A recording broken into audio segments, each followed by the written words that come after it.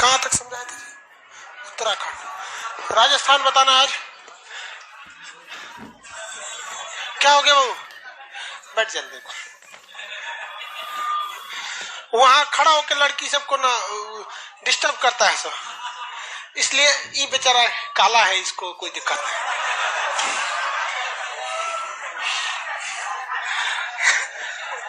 गलत कर रहे हैं हमको।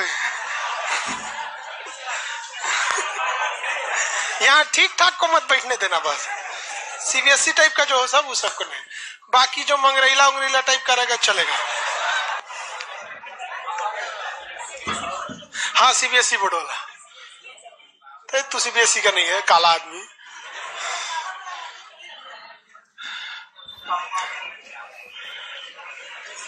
राजस्थान के बारे में बताना है सब लोग को। गुड मॉर्निंग, लाइव जिले के सारे लोग गुड मॉर्निंग। स्टार्ट किया जाए राजस्थान के बारे में।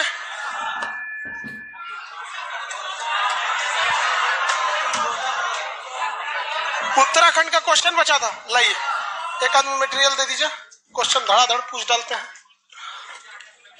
लेट हो गया सर। हाँ बहू आज थोड़ा सा लेट हो गया, पता नहीं क्या है। एक्चुअली देखो यार, लेट गड़बड़, मैं देर करता नहीं देर हो जाती। मेरे घड़ी में देखो ये 10:14 हो रहा है, 10:14 अब 10:25 हो रहा है। ये पगला गया मोबाइल हुआ मेरा, ये ठीक पता नहीं कैसे होगा। अभी बहुत ताम झाम करना पड़ता है। घड़ी सही यहाँ इठ दीजिए सही हो जाएगा, एक रात 2-3 जगह जाके करना पड़ेगा। रन तो एटलस की जरूरत नहीं है, इसी सब में से ले लिए। टिक मार दीजिए तुम्हारे में, नहीं ला मटेरियल दे दो, नहीं तो उत्तराखंड का क्वेश्चन कितने नंबर पेज पे जरा बता दीजिए। लाइव वाले लोग सब लोग खोलेंगे 46 उत्तराखंड के बारे में। आप उत्तराखंड में भरे होंगे, काला पानी भर लिया। ये 3 देशों का एक ट्राई जंक्शन पॉइंट है। पंच प्रयाग भर लिए हैं। पंच प्रयाग में कितने प्रयाग? 5। कौन कौन? विष्णु प्रयाग, कर्ण प्रयाग, रुद्र प्रयाग, देव प्रयाग, नंद प्रयाग। फिगर भी बना लिए होंगे आप लोग नदियों में। उसके नीचे अब आएंगे तो भरने वाला जगह है। कोटेश्वर क्या है भैया? बांध है। किस नदी पर है? भागीरथी नदी पर। तो कोटेश्वर में भरिए भागीरथी नदी पर बांध। कोटेश्वर में क्या भरेंगे? भागीरथी नदी पर बांध। यहाँ कोटेश्वर लिखा हुआ है पेज नंबर 46, भरिए भागीरथी नदी पर बांध। Dam on the river Bhagirathi. Digital India लिखो।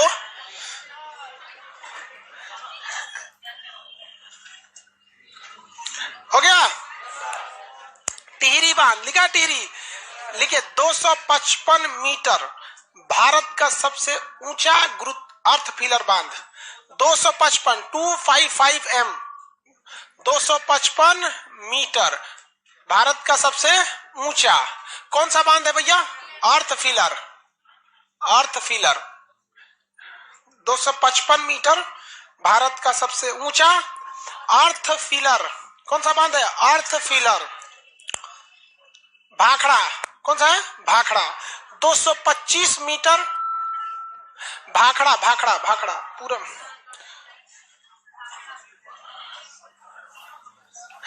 भाखड़ा नंगल कितना ऊंचा है? 225 मीटर। 225 मीटर। सतलज नदी। और कौन सा बांध है? गुरुत्वीय ग्रेविटी डैम 225 मीटर।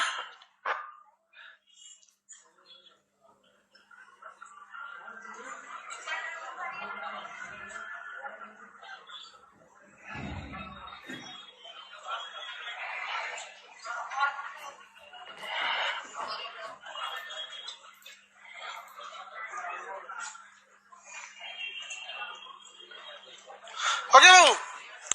उसके नीचे आइए, क्वेश्चन बताना चालू किए। उत्तराखंड की स्थापना कब हुई थी? ऑप्शन नंबर ए 9 नवंबर सन 2000। देवभूमि किसे कहते हैं? उत्तराखंड। उत्तराखंड की सीमा कितने देश से लगती है? 2 देश, एक चीन और दूसरा नेपाल। चीन और नेपाल 2 देश से। 2 के ब्रैकेट में चीन नेपाल लिख सकते हैं। उत्तराखंड के कितने भाग है? 2, कुमायूं और गढ़वाल। उत्तराखंड का हाईकोर्ट नैनीताल। उत्तराखंड का हाईकोर्ट नैनीताल। काला पानी कहाँ है? उत्तराखंड नेपाल के सीमा पर। पंच प्रयाग में कौन कौन आते हैं? देव प्रयाग, विष्णु प्रयाग, सब आएगा, सब पांचों सब। लाल बहादुर शास्त्री नेशनल एकेडमी मसूरी, देहरादून कहां से मार देगा भैया, है ही नहीं है तो उसमें मसूरी बना लीजिए, मसूरी बना लीजिए। कहीं केकरा काट के कोनो को काट दो। तू मोबाइल रखना रे बाबू, क्या कर रहा है मोबाइल में? इधर ला तो मोबाइल, ज्यादा होशियार मत किया करो। मसूरी बना लीजिएगा, मसूरी। अगला कह रहा है Indian military academy Dehradun, Indian military academy Dehradun. अगला कह रहा है लक्ष्मण झूला ऋषिकेश, भवन अनुसंधान केंद्र रुड़की, आईआईटी रुड़की, जो रुड़की है ना आईआईटी रुड़की, उसी में बनता है भवन अनुसंधान केंद्र, जिसमें आपको बताया जाता है छड़ वगैरह जो होता है ना, देखते होंगे जब आप घर बनाते हैं ना, पिलर इतना ऊंचा छड़ थोड़े रहता है, अरे 10-15 फीट का छड़ रहता है। उसको जब खत्म हो जाता है तो 6 इंच ऊपर 6 इंच नीचे करके उसको जोड़ देता आदमी। जैसे ये पिलर ले जा रहा है ना, ऐसे पिलर है यहाँ पर, अब इसको क्या करता है आदमी, आप इसमें बांध देता है, एक कड़ी आता है बांध देता है। यहाँ खत्म हो गया तो दूसरा छड़ को इसी में 6 इंच नीचे से लेके जोड़ देता है आदमी, इसी में से इसे ऊपर लेके चला जाता है ऐसे। इसके 3 तरीके हैं। एक रिंग से बांध देता आदमी, जो जनरली हम लोग अपनाते हैं। हम ये जैसे हम पढ़ाते थे ना, तो पहले बहुत नीचे पढ़ाते थे, इसके नीचे 3rd फ्लोर, उसके बाद 4th फ्लोर पे आए, तब 5th फ्लोर पे आए। इस पे आने में बहुत टाइम लग गया था। इसमें 2018 में आए हम। उससे पहले ना ये सब हम ही बनवाए, मतलब खड़ा होके A to Z हम ही ऊपर करकट और तो ये जो इधर छत है ना, इसको जिसको चील कोठा बोलते हैं, जिसपे पानी टंकी रखा गया है, ये पुराना वाला, ये इसका छड़ हम ही बांधे हैं इसलिए वो टेढ़ा ताड़ा है थोड़ा भाई मिस्त्री जब भी बांधेगा तो एक नॉर्मल आदमी से तो अच्छा बांधेगा। तो नीचे पढ़ाते थे, खाली टाइम रहता तो उसमें छड़ बांध देते थे ऐसे, उसमें बकुली आता है बांधने वाला। तो ये तरीका बाद में आईआईटी रुड़की वगैरह में आगे देखिएगा तो एक और तरीका है कि वेल्डिंग कर देने के। तो बड़ा बड़ा जब पुल बनता है ना, तो उसमें बांधता नहीं है, क्या कर देता है, वेल्डिंग कर देता। लेकिन दिक्कत हो जाता था वेल्डिंग में। अब कॉपलर आ गया है। कॉपलर क्या है, यहाँ छड़ खत्म हुआ ना, तो यहाँ एक और छड़ ला दीजिए, और एक तो कॉपलर आता है, उसको चूड़ी टाइप का, उसको कस दीजिए।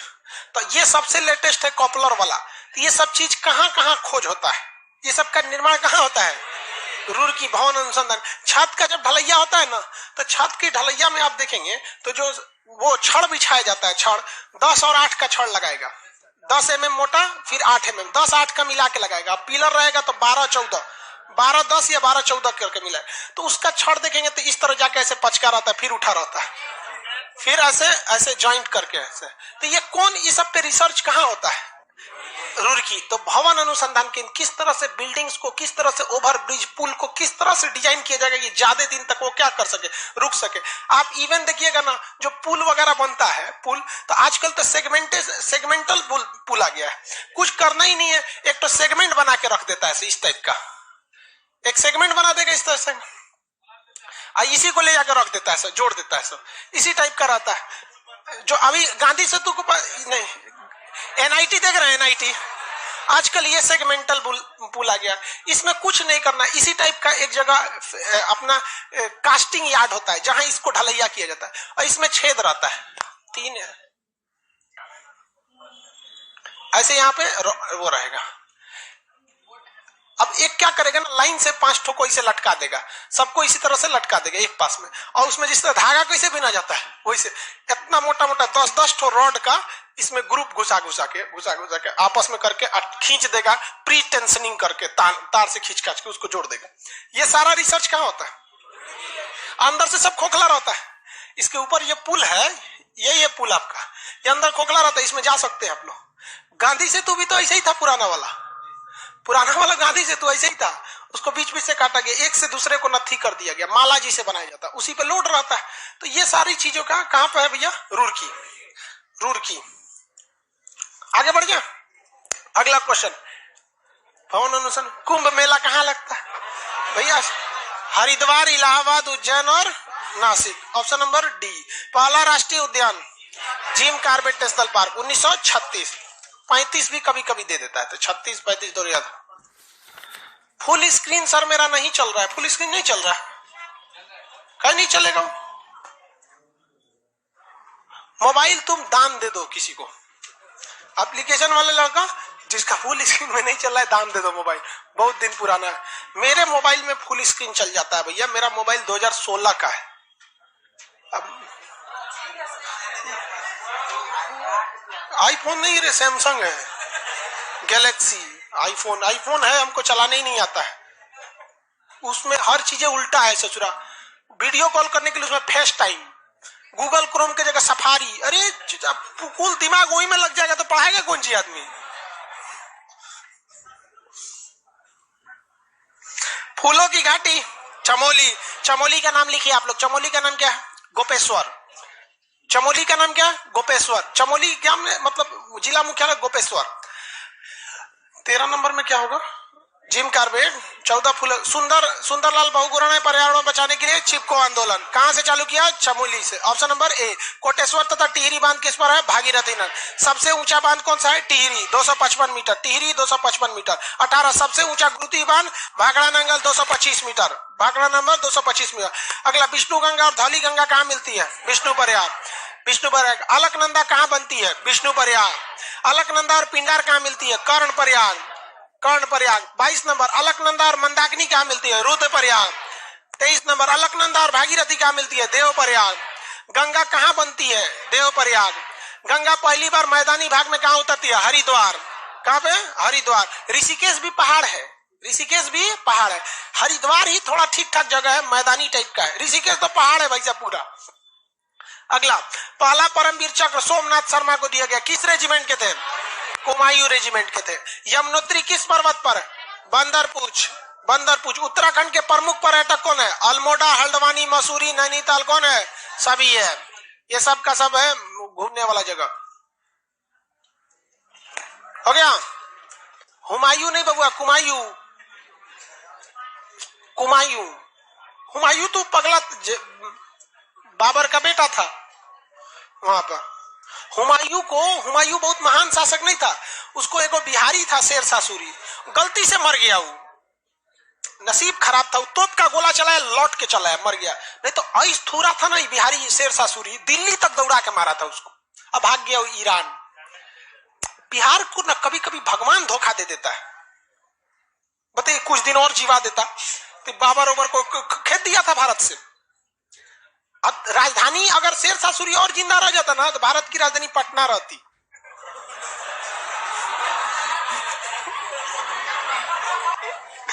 अरे वो मर गया बेचारा, मरा ने उसमें यहाँ पे तो मुगल वाले वापस लौट आए और मुगलों ने राजधानी कहाँ बसा दिया? दिल्ली। अब मुगलों का एक लंबा कार्यकाल चल रहा है, नहीं तो इतना निपटा दिया था कब का। अगला देखिए,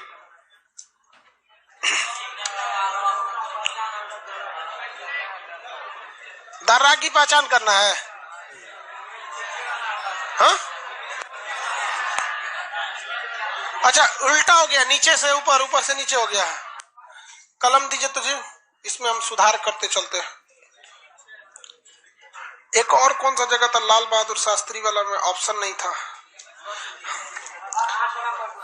देखिए भाई, क्वेश्चन नंबर 29 और 30 जो है ना, क्वेश्चन 29 का 30 में है, 30 का मतलब ऑप्शन बस चेंज कर लेना है, समझ रहे ना? ऑप्शन ही चेंज करना है बस, ऑप्शन गड़बड़ हो गया। 1 नंबर क्या है? कुमायूं। 2 नंबर क्या है? गढ़वाल। 3 नंबर चीन। 4 नंबर नेपाल। तो 29 का क्वेश्चन जो है उसका ऑप्शन कहां चला है? 30 में। 30 का क्या हो जाएगा? 30 का ए, मतलब उसका ऑप्शन ही लगा देंगे। अब आइए 30 नंबर ओरिजिनल क्वेश्चन पे। 30 नंबर ओरिजिनल क्वेश्चन पे। ओरिजिनल क्वेश्चन, ये कौन दर रहा है? लेपुलेट। ये धर्मा। ये माना थोड़ा ज्यादा नीचे आ गया है, थोड़ा ऊपर चढ़ा दीजिएगा लोग। यहाँ पे इस साइड में बड़ा सा दर रहा है माना, लास्ट वाला थोड़ा सा ज्यादा नीचे आ गया, चढ़ा दीजिएगा लोग ऊपर। ज्यादा ही नीचे आ गया है, ऊपर चढ़ा देंगे लोग। हो गया? अगला राज्य कौन सा है? राजस्थान। स्टार्ट करते हैं राजस्थान से। राजस्थान भारत के उस समय के राजपूतों का गढ़ कौन सा था भैया? राजस्थान। एक से एक यहाँ से योद्धा हुए हैं। यहाँ का खाना जो है ना बड़ा बहुत जबरदस्त होता है। राजस्थान के लोगों का खाना इतना बड़ा थाली लगाता है लोग, और छोटा छोटा थाली लगाएगा, इतनी इतनी सब चीज रहेगा, इतनी इतनी इतनी इतनी सब चीज, इतनी सा अचार दाल ये सब चोखा चटनी कढ़ी वगैरह सब चीज, इतना बड़का थाली लगाएगा सब। हाँ सब लोग रहते हैं यहाँ पे राजस्थान में। अब राजस्थान का हम लोग पहले देखते हैं ज्योग्राफिकली एरिया। भारत का सबसे पश्चिमी राज्य कौन सा है? गुजरात है गधा, दिख रहा है ये गुजरात। भारत का सबसे पश्चिमी राज्य, फिर राजस्थान बोल रहा है, ये मंगरेला।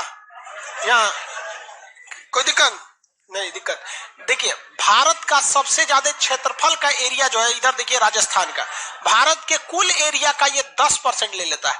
राजस्थान के बाद दूसरा क्षेत्रफल के हिसाब से आता है मध्य प्रदेश, तीसरा आता है महाराष्ट्र और चौथा था आंध्र प्रदेश।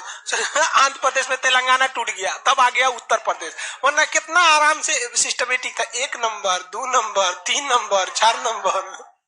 अब गड़बड़ा गया, 1 2 3 और 4 हो गया यूपी। खैर तीने ठोको तो आदमी पूछता है एरिया के हिसाब से, 1 2 3 सबसे ज्यादा बड़ा राज्य महाराष्ट्र, उसके बाद चौथे पे आ जाता है उत्तर प्रदेश। जनसंख्या के हिसाब से उत्तर प्रदेश आगे,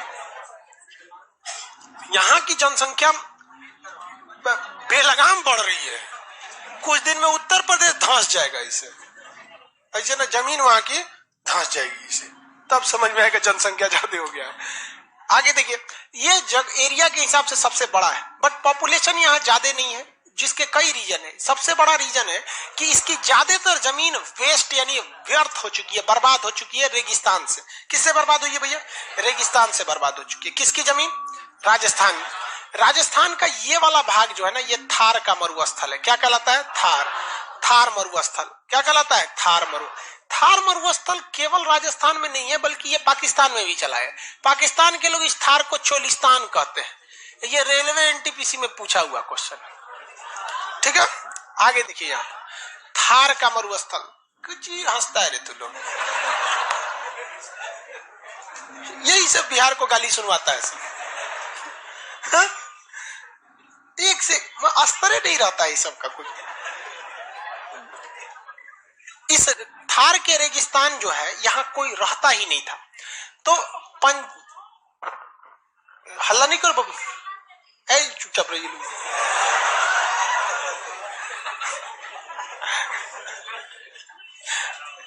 हल्ला नहीं कीजिए बाबू, आप लोग को बड़ा हो गए हैं, लड़की सब आपको लोग समझाएगा आदमी। अब थोड़ा बहुत कॉम्प्रोमाइज करके चलिए, भीड़ रहता है ना तो बहुत दिक्कत हो जाता है। लड़की लोग को कहते हैं जितना तकलीफ लड़के सह के पढ़ते हैं ना, आप लोग पढ़ाई छोड़ दीजिएगा। इन बेचारों को देखिए ना कितना मेहनत है, देखिए इसको। किसी लड़की को हम बोल देंगे काला सांड या मंगरेला, तो कल से क्लास छोड़ दी, कोई ठीक नहीं, जाके FIR लिखवा देगी। ये बेचारों को झोड़ते रहते हैं, डांटते रहते हैं, जमीन पे बैठा रहता है, लसराए रहता है, इसे। हाँ, लड़कों का दिल एक्चुअली होता ही नहीं है ऐसा। हम तो अपने को भी बोल देते हैं मंगरेला। लड़के किसी चीज को न सुनते ऐसे निकाल देते हैं, मतलब वो खराब चीज को सुनेगा सब निकाल देगा सब। लड़की उल्टा होता है, वो बढ़िया का चीज निकाल देती है। हाँ, खराब का डाउनलोड कर लेती है सब। उसको कह दीजिएगा चुड़ैल, और वो डाउनलोड कर लेंगे एकदम। याद करो फलाना तारीख इतना बज के इतना मिनट चुड़ैल बोला था। चलो डिस्टर्ब नहीं, चलिए याद देखिए। ये नहर का नाम बता सकते हैं? इंदिरा गांधी नहर। दुनिया की सबसे लंबी सिंचाई नहर इंदिरा गांधी ने। दुनिया की सबसे लंबी नहर भी तो इंदिरा गांधी। सिंचाई भले स्वेज नहर आता था, उस समुद्र पर बन गया। किस बांध या किस बैराज द्वारा इसे लाया गया बताइए? हरिके बैराज। हरिके बैराज ब्यास तथा किस नदी के संगम पर है? सतलज। ब्यास तथा सतलज, ब्यास तथा सतलज। संग आ रहा है कि नहीं आ रहा है? किसी को कोई दिक्कत? ब्यास तथा सतलज के संग। तो थार रेगिस्तान में सबसे बड़ी समस्या पानी की थी, और इसमें इंदिरा गांधी नहर की वजह से इतना बेहतरीन पानी पहुंच गया कि अब यहाँ पर लोगों को पानी की उतनी समस्या नहीं है जितना अन्य मरुस्थल रेगिस्तानों यानी डेजर्ट में है। इसलिए दुनिया में सबसे ज्यादा आबादी वाला मरुस्थल कौन सा है? थार मरुस्थल। किसके वजह से? अरे इंदिरा गांधी क्यों बोलता है? इंदिरा गांधी नहर की वजह से। इंदिरा गांधी की वजह से, इंदिरा गांधी नहर की वजह से। इस इंदिरा गांधी यहाँ नहर हो गया, यहाँ पर किसी को कोई दिक्कत नहीं। हम यहां पर एक बहुत बड़ा पर्वत है। क्या है? पर्वत। पर्वत का नाम बता सकते हैं? कौन सा पर्वत होगा? अरावली पर्वत। पर्वत बोलिए। अरावली पर्वत। दुनिया की सबसे नई पर्वत श्रेणी, सबसे पुरानी है। सबसे नई तो हिमालय है। सबसे प्राचीन पर्वत श्रेणी अरावली। सबसे प्राचीन पर्वत श्रेणी अरावली। कौन पर्वत श्रेणी? अरावली। इस अरावली पर्वत श्रेणी, बैटरी लाओ, आवाज कम हो गया। अरावली पर्वत श्रेणी जो है बहुत पुरानी है। इसकी सबसे ऊंची चोटी है माउंट आबू। इस अरावली पर्वत श्रेणी की ही एक शाखा गई है दिल्ली, जिस पर रायसीना का नाम है, जिस पर रायसीना की क्या है? पहाड़ी है। रायसीना की क्या है? पहाड़ी है। किसी कोई दिक्कत नहीं। आप अपने मटेरियल में सादा नक्शा दिया होगा राजस्थान का, ऐसे घेरिए, गोल लिखिए, थार नहर लाइए, बस नहर से पता चल जाएगा इंदिरा गांधी नहर, यहाँ पहाड़ बना लीजिए।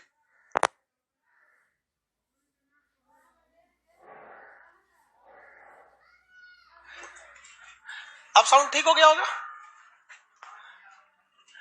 सादा नक्शा है ना, फ्री हैंड से बनाना है, इतना संकोच नहीं करना है आपको। जैसे किस में बना दे हम? लाइए किसी कोई आदमी ला तो बना। देखो सबसे पहले यही दे रहा है। जैसे बाबू ये हमको आइडिया लग गया कि ये पाकिस्तान के बॉर्डर पर होगा, कौन सा? थार मरुस्थल। ऐसे खींच दिए, यहाँ क्या लिख देंगे? थार।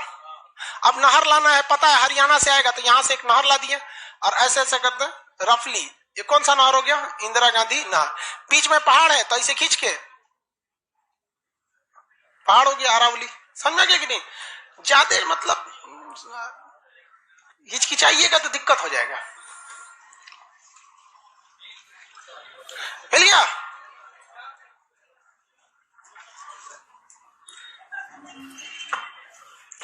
नहीं बना?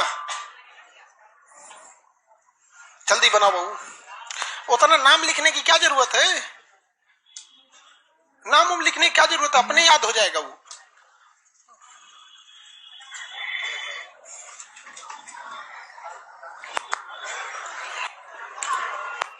नहीं याद हो गया कि नहीं हो गया? हो गया। फिजिकल नक्शा ये किस चीज का? राजस्थान का। अब आप राजस्थान का एटलस खोलिए। राजस्थान में क्या खोलेंगे? एटलस। एटलस खोल दिए राजस्थान में। पेज नंबर कितने पे है? 13। अरे जो 12-13 दोनों पर होगा, फिजिकल पॉलिटिकल। हो गया बाबू? राजस्थान का सबसे इधर ऊपर की ओर एक जगह देखिए, जिला होगा श्री गंगानगर। मिल गया? गंगानगर मिल गया। सबसे ऊपर ये जिला कौन सा हो गया? गंगानगर। मिल गया भैया गंगानगर? गंगानगर नहीं मिला? ये जिला गंगानगर। गंगानगर से नीचे उतरेंगे, यहां मेरी ओर ये जगह बताएं तो गंगानगर। नीचे उतरिए, ये जगह मिलेगा आपको बीकानेर। नीचे उतरिए, जगह का नाम बीकानेर। एक और जिला होगा बीकानेर। मिल गया बीकानेर? उस पर हाइलाइटर चलेगा। बीकानेर के पास इंदिरा गांधी नहर गुजर रही है।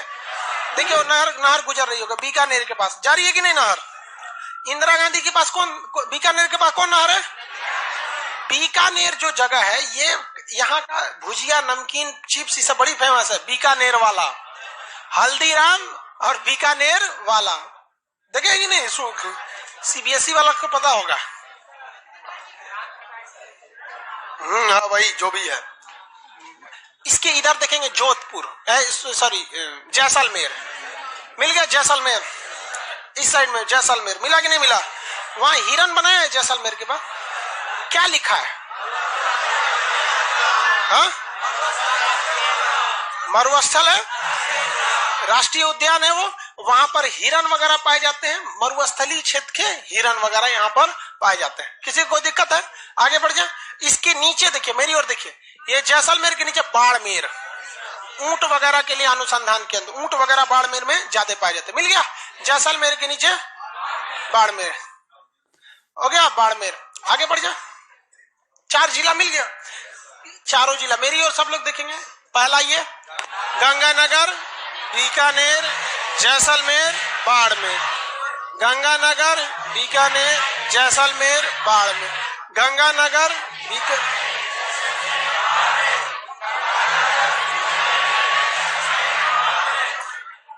नीचे से बोलिए तो बाड़मेर, जैसलमेर, बीकानेर, गंगा नगर।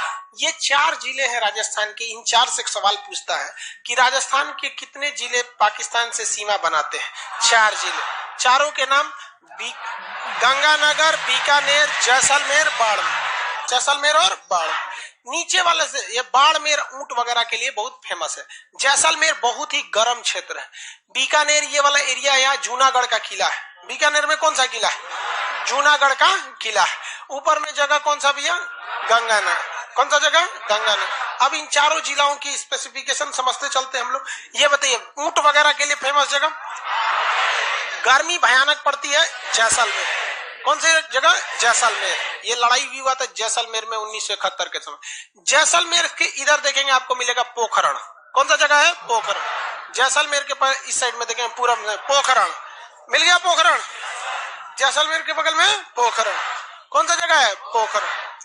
भारत ने अपना परमाणु परीक्षण कहाँ करता है? पोखरण। कहाँ करता है? पोखरण। यहीं पे क्यों करता है भैया? यहाँ कोई रहता ही नहीं है, मरुस्थलीय क्षेत्र, भड़का दो कुछ भी, कोई दिक्कत नहीं है पोखरण में। तो 1974 में इंदिरा गांधी ने डिसाइड किया कि हमें क्या बनाना है? परमाणु बम बनाना है। कब डिसाइड किया इन्होंने? 1974 में। बट उस समय हम लोग उतना डेवलप नहीं थे, तो हम लोग यहाँ पर मई 1974 परमाणु बम का परीक्षण करने के लिए सोचे। लेकिन 1974 में हम लोग उतना डेवलप नहीं थे। 1974 में हम लोग के यहाँ मोटरसाइकिल नहीं थी बढ़िया, राजदूत उष्टूत टाइप का थी सब। वहां फ्रीडम तो इधर आया है यार। 1974 में फ्रीडम कहाँ था? यमाहा वगैरह था। यहाँ पर इन्होंने पोखरण में परमाणु परीक्षण किया, लेकिन गलती से वो उतना सक्सेस नहीं हुआ जितना होना चाहिए था। उस परीक्षण का जो नाम था, उसका नाम था स्माइलिंग बुद्धा। क्या नाम था? स्माइलिंग बुद्धा। तो हो गया बात वही, भड़कइबो किए लोग, फूस दे करके रह गया और पकड़ा गए हम लोग। अब अमेरिका हम लोग पे दबाव बना दिया। अमेरिका ने एक नियम बना दिया CTBT और CTBT, comprehensive test ban treaty. कोई भी व्यक्ति परमाणु बम का परीक्षण नहीं कर सकता है, और बैन लगा दिया। ना आपको जल पे परीक्षण करने देंगे, ना थल पर परीक्षण करने देंगे, ना हवा में परीक्षण करने देंगे, पूरा बैन लगा दिया। और NSG बना दिया, national supplier group, nuclear supplier group, कि कोई भी देश भारत को मतलब यूरेनियम नहीं देगा। तो हम लोग बस यूरेनियम ही नहीं था, चोरी छुपे हम लोग यूरेनियम मंगाते भी तो CTBT था, परीक्षण करने नहीं देगा। भारत ना NSG को माना है ना CTBT को माना है, और NPT लगा दिया, न्यूक्लियर नॉन प्रोफिलरेशन ट्रीटी, नाभिकीय अप्रसार संधि, की कोई भी देश दूसरे देश को मतलब टेक्नोलॉजी नहीं बेचेगा कि परमाणु बम बनता कैसे। मतलब साला चोट्टा चारों ओर से घेर दिया। कभी कभी गरिया देते हैं यार, क्या हम मशीन थोड़े हैं कि जो सेट कर दिए वही बोलेंगे। देश पे बात आती है तो हम सब भुला जाते हैं। तो दोस्त है ट्रम्प है कि बाइडेन है, सोच रहा बाहर में जा तू कोनो चीज हो। यहाँ पहले हमको मतलब तुम बनाओ परमाणु बम, कोई दिक्कत नहीं, हम लोग दिवाली वाला धुकधुकुआ बनाएंगे। मतलब NPT क्या कहता है? न्यूक्लियर नॉन प्रोफिलरेशन ट्रीटी, नाभिकीय अप्रसार संधि, कि कोई देश दूसरे देश को परमाणु टेक्नोलॉजी नहीं देगा। NSG, कोई देश मतलब बिना परमिशन, NSG के बिना मीटिंग के मतलब यूरेनियम सप्लाई नहीं करेगा। और यूरेनियम उसी को सप्लाई करेगा जिसने CTBT पर साइन किया कि हम परमाणु बम का परीक्षण नहीं करेंगे। जी भाई साहब, परीक्षा माने बम बना के क्या कर लेंगे? मान के चलिए हमारे पास टेक्नोलॉजी आ गया, ठीक है, और NSG से हम सप्लाई करके यूरेनियम भी ले लिए। NPT कहता है बम परीक्षण नहीं करने देंगे। तो भाई बना के रखने से थोड़े होता है, एक बार पटके उठ के तब ना समझ में आएगा काम कर रहा है कि नहीं। पता चला बना के रख लिया, युद्ध में पटके तो धुआं दे के रह गया। तो एक बार परीक्षण मतलब चारों ओर से हम लोग को घेर दिया था। अब भारत वाले वैज्ञानिक भी तो मतलब है सब उसी हिसाब के ना। भारत वाले ने कहा कि एक काम कीजिए, एक समझ में नहीं आ रहा है, अमेरिका से कहिए तू हमारे यहाँ परमाणु बिजली घर लगाओ। तो इंदिरा गांधी थी ना, अमेरिका को फुसला दी, कहीं कि देखिए ना गुजरात में हमारा तारापुर जगह है, वहां परमाणु बिजली घर लगाना है, उसमें बिजली बनेगा, लाइट बत्ती जलेगा, आप बिजली घर लगाइए। सुने हैं कि 300 करोड़ का खर्चा आता है, जबकि 200 करोड़ का खर्चा आता था। तो अमेरिका लपलपा गया कि अरे दादा बिना मोलाई तो रेट बढ़ा दी है। अजब हाल है भाई, महिला मोलाई ना करे, ऐसा हो सकता है? महिला को कोनो सामान फ्री में कहेंगे तो कहेगी 2 गो दे दो।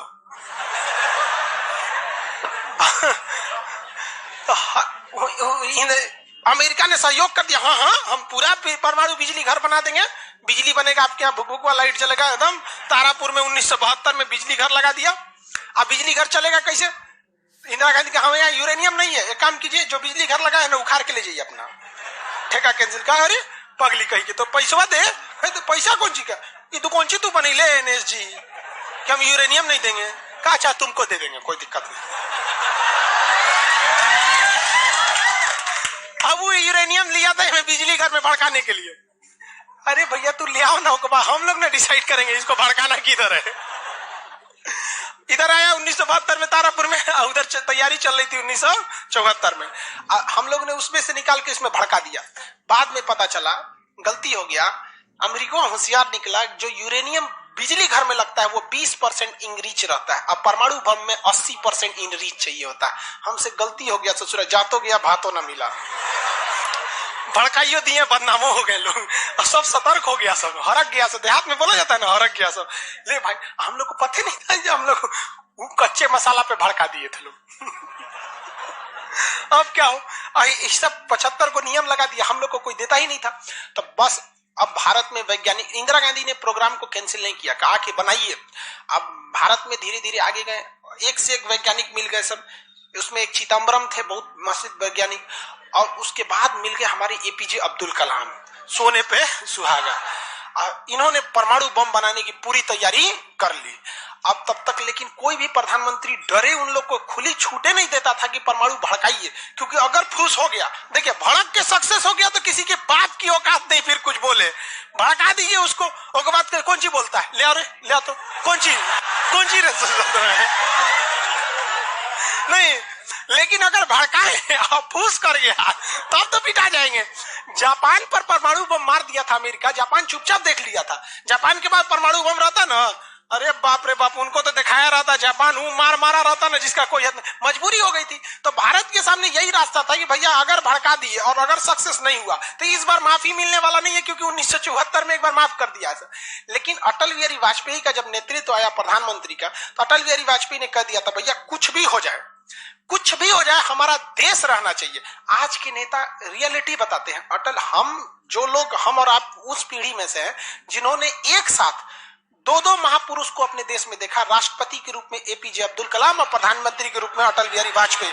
और ये सौभाग्य पृथ्वी पर अब किसी को नहीं मिलने वाला, क्योंकि ये ऐसे लोग थे जिनका अपना परिवार बाल बच्चा कुछ नहीं, देश ही समझा मतलब देश है, मतलब देश है यहाँ पे, और कुछ नहीं यहाँ पे। आई गलवान में चीन घुसा है ना, चोट्टा अटल बिहारी वाजपेयी रहते तो बता रहे, तो दिखने में बुढ़ा थे अटल बिहारी वाजपेयी।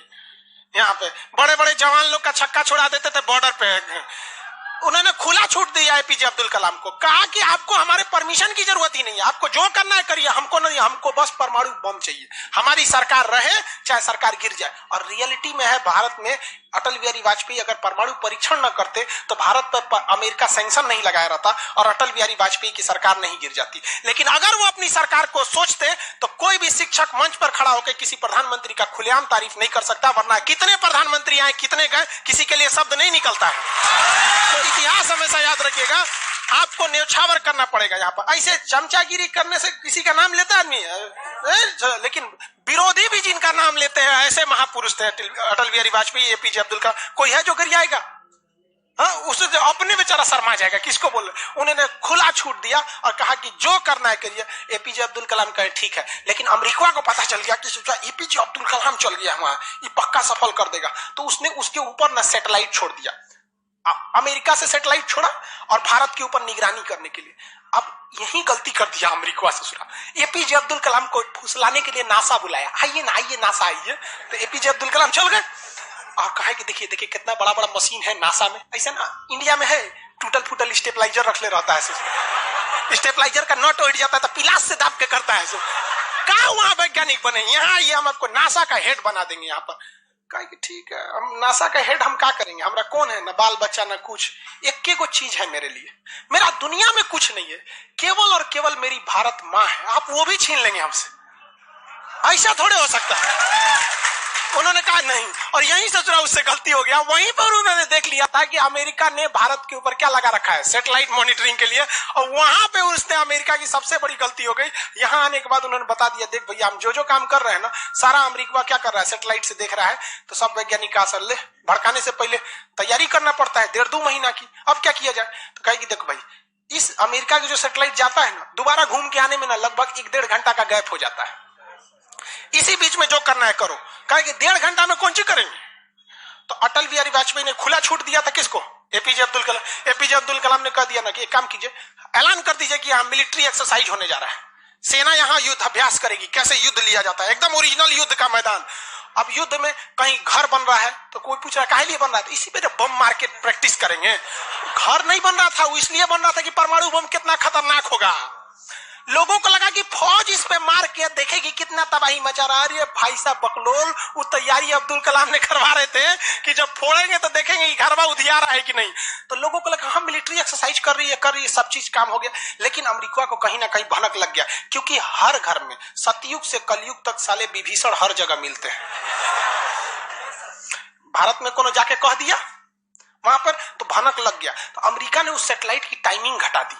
अब जो घंटों का गैप रहता था वो चंद मिनटों का गैप रह गया, 20-20 मिनट का गैप रहता था। लेकिन इन लोगों ने अपना काम निपटा के रख दिया था। लेकिन समस्या ये थी ना कि सब चीज तो बन के रेडी हो गया, हर चीज रेडी हो गया, लेकिन अगर परमाणु बम फोड़े और फूस करके रह गया, तो समस्या यही थी। भड़क गया तो टेंशन ही नहीं था।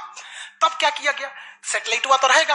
तो अटल बिहारी वाजपेयी का पूरा छूट था, एपीजे अब्दुल कलाम को इनको टेंशन ही नहीं था। उन्होंने कह दिया अटल बिहारी वाजपेयी से कि ये काम करते हैं हम अब आ गया, हम मई में इसका बम फोड़ देंगे कोनो दिन में, 9 तारीख चाहे 11 तारीख कोनो दिन हम फोड़ देंगे। तो कहें कि भाई आपको जो करना है करिए ना, हमको मत बताइए, हमको बस परमाणु बम चाहिए, बाकी अमेरिका कौन चीज करेगा हम देख लेंगे यहाँ पर। तो अटल बिहारी वाजपेयी से खुला छूट मिल गया। अब इन्होंने 9 मई 1998 डेट क्या कर दिया, डिसाइड कर, 2-2 दिन किया था, एक 9 मई को भी फिर 11 मई को। पहले 11 मई 1998 शक्ति 98 कोड नाम था। जैसे अमेरिका का सैटेलाइट गुजरा, पूरी तरह से कैलकुलेशन हो गया था कि कैसे कैसे होने वाला। अमेरिका का सैटेलाइट जैसे गुजरा तुरंत यहाँ पे भारत का परमाणु बम को ब्लास्ट किया गया। और जैसे ब्लास्ट हुआ तो जो मिलिट्री एक्सरसाइज कर रही थी उसको तो भेज दिया गया था 2 दिन पहले ही। जो बिल्डिंग विल्डिंग बनाई थी वो खाली पड़ल था, धाए दे गायब हो गया बिल्डिंग, पूरा धुआं धुआं हो गया, पूरा भयानक। अब परमाणु बम क्या हो गया, लगभग सफल हो गया।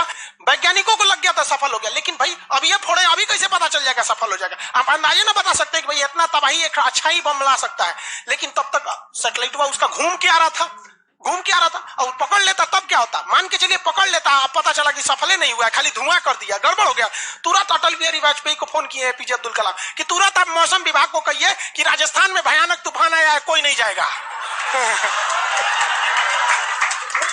अटल बिहारी वाजपेयी ने तुरंत घोषणा करा दी, राजस्थान के लोग अपने घर में रहे, बहुत भयानक तूफान आया है। अब उसका सैटेलाइट आ रहा है तो देख रहा है धुआं हुआ है, तुरंत मैसेज भेजा नासा में, धुआं हो गया यहाँ पे। कहीं मतलब धुआं हुआ, तूफान आया है वहां पे। तूफान आया है, सोचा। वहां से चला गया, तब परीक्षण देखा गया, एकदम सक्सेस। अब टेंशन ही नहीं है, एक और फोड़ दो, 2 को फोड़ दिया गया, पूरी तरह से सक्सेस हो गया। और ससुरा अमेरिका को अभी तक पता है कि वहां तूफान आया है, अरे वहां दूसरा तूफान आया है। अब भारत में कुछ भी कहिए तो डर तो लगता है, भाई अमेरिका बहुत खतरनाक देश है। आज हम लोग भले शक्तिशाली है, 1998 में हम लोग को पाकिस्तान आके दिखा देता था, 99 की करगिल वार याद कीजिए। आज हम लोग बहुत आगे निकल गए, लेकिन उस समय बहुत पीछे थे हम लोग। अब डर तो था ही। अब भारत के प्रधानमंत्री सब राष्ट्रपति सुपुकाइल थे, अमेरिका क्या करेगा ओके पते नहीं। 9 तारीख बीत गया, 10 तारीख बीत गया, पता ही नहीं चला अमेरिका को। अटल बिहारी वाजपेयी अब्दुल कलाम से पूछे कि महाराज तो सोचा कुछ सुगबुगा ये नहीं रहा, पते ना चल। एक काम करते हैं, आप धड़ल्ले से फोड़ देते हैं, क्या फायदा है हम। तो फिर 11 मई को 3 गो और फोड़ दिए, 2 गो गायब करके। जैसे परमाणु बम निकला धाम से फोड़े, पता ही नहीं चला दूसरा। लेकिन भाई धड़ाधड़ 5 गो फोड़ दीजिएगा तो पता चल जाएगा कि नहीं पता चल। ये डाउट हो गया पाकिस्तान को, जनते का है। हम लोग फोड़ रहे थे यहाँ पे, अब भूकंप आ रहा था यहाँ। फोन किया अमेरिका को कि बकलवा आंधी उंधी ना उठ लो, फोड़ दिया वो परमाणु बम। अमेरिका सोच रहा माथा फोड़ रहा है अपना, कह रहा है कि अब क्या करें हम यहाँ पे। नासा वालन को गरियाया गिरे चोट्टा कहीं का, तू लोग को सैटेलाइट लगाओ, आई लगाओ वहां पे। कौन ची देख रहा था लोग वहां पे? कि हम तो बोलबे किए थे कि उधर दुका उठाया था, अपने ना बोल रहे थे कि आंधी उठल है वहां पे। अमेरिका आग बबूला हो गया और तुरंत अमेरिका का प्रतिक्रिया है कि भारत को इसका बहुत भारी कीमत चुकानी पड़ेगी। तो भाई जिसकी कीमत भारी ना हो उसे चुकाने में मजा क्या है। और अमेरिका ने खुलेआम भारत को ललकार दिया कि भारत, अमेरिका कभी भी इस बात को स्वीकार नहीं करेगा कि भारत एक परमाणु संपन्न देश है। भारत को कभी भी अमेरिका इस बात की मान्यता नहीं देगा। अटल बिहारी वाजपेयी ने भी कॉन्फ्रेंस तुरंत मीडिया के सामने आए और कहे कि जो चीज हमारे पास है उसके लिए हमें किसी के प्रमाण की कोई आवश्यकता नहीं है, और जिस देश को यह लगता है कि हमारे पास परमाणु बम नहीं है या जिन देश को हम पर शक है वह आ जाना युद्ध के मैदान में, बताएंगे है कि नहीं। अब पूरी तरह तबाह हो गया। अब अमेरिका माथा पीटते रह गया। अमेरिका ने आदेश दिया अपनी सेना को कि तैयार रहो। अटल बिहारी वाजपेयी ने आदेश दिया अब्दुल कलाम को कि जो बम बनाए हैं ना, 2-4 को फोटोकॉपी उसका रेडी रखिए। फोटोकॉपी मतलब उसका बना के रेडी रखिए, क्योंकि सेना की लड़ाई में भाई आर्मी टू आर्मी बहुत दिक्कत हो जाएगा, एडवांस है वो बहुत। आज के वक्त में भी हमारा हथियार वहीं से खरीद किया था। भारत ने भी डिसाइड कर लिया कि जो होगा आपकी परमाणु बम से होगा। अमेरिका भी डर गया कि ना भाई इससे लड़ना अब ठीक नहीं है। पाकिस्तान वो बम बना के रख ले था, डरे नहीं फोड़ रहा था वो। एक हफ्ता तक देखा कि भारत को क्या हो रहा है, देखा कि कुछ नहीं हुआ, इहो चुप पे फोड़ दिया। अमेरिका एकदम ककुआ गया, एकदम कह रे चट्टा कहीं का तू क्या फोड़ा रे। तो पाकिस्तान में झाड़ दिया अमेरिका को कि हमरे बोलेंगे कमजोर जान के, फोड़ले आपके आप बाई तो एकरा नहीं बोलेंगे आप, हम कमजोर हैं तो हमरा बोल देंगे। एक काम कीजिए, आप भारत को जो सजा दीजिएगा हम भी वही सजा काट लेंगे। सोचा हमरे पे खेल गया। हम ही लोग पे खेल गया पाकिस्तान। अब भाई अमेरिका टेंशन में आ गया। अमेरिका ने भारत पर एम्बार्गो और प्रतिबंध लगा दिया, जैसे अभी सऊदी अरब पे प्रतिबंध लगा दिया, कल के वीडियो में बताए थे, सऊदी अरब का डस्टबिन बना दिया वहां के। तो वहां पर अमेरिका ने भारत पर प्रतिबंध लगा दिया, कोई देश भारत से सामान नहीं खरीदेगा, जो जो चीज जरूरत की थी सब चीज पर बैन लगा दिया। भारत की अर्थव्यवस्था डूब गई, पाकिस्तान की भी अर्थव्यवस्था डूब गई, लेकिन भारत को बचा लिया भारत के 55 लाख कुशल कारीगर जो विदेशों में काम करते हैं। आप प्रतिबंध लगाइएगा भी तो पूरी दुनिया का कारखाने ठप हो जाएंगे, क्योंकि हर जगह भारत के वहां वर्कर काम करते हैं। और अमेरिका या सीबीएसई वाले जो वर्कर होते हैं वो स्पेशलिस्ट होते हैं, पेंट मारता है तो पेंटे मारेगा।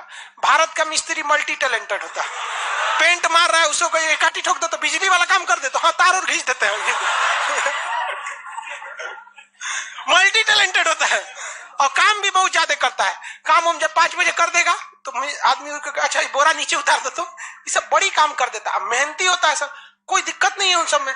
खाना नहीं भी है तो कोई दिक्कत नहीं, निकालेगा जो खाई नहीं है चालू।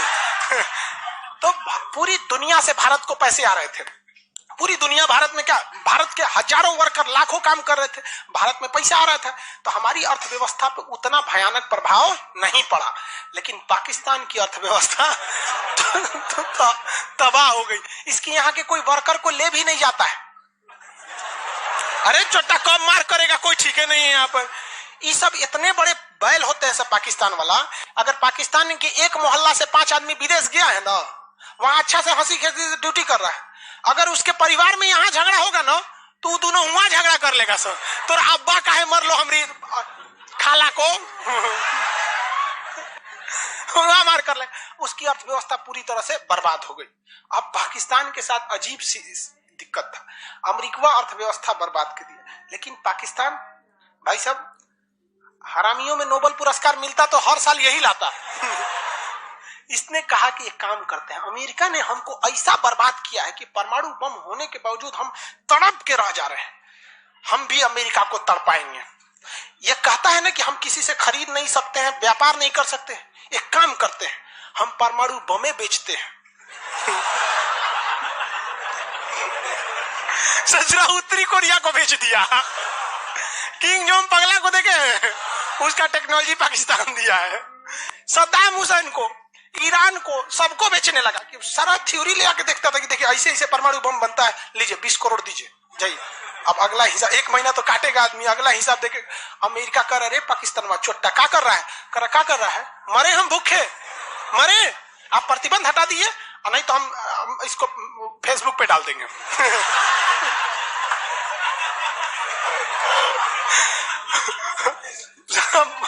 अमेरिका पगला गया, अमेरिका प्रतिबंध हटाया।